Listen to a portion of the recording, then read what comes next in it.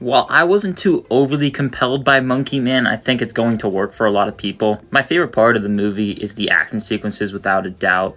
They are handled really well. You can see what's going on, and it's just a lot of fun to watch. You can also tell this is clearly a passion project for Dev Patel. He puts a lot of lore into the film. And there was, of course, lots of love for his Indian background. The story does definitely try to do a lot, and I think the movie could have been trimmed a little bit. It is a little bit too long, and I think it could have worked better at the hour 45 range. I came out of it thinking it was just decent, solid enough, but it didn't really do too much for me.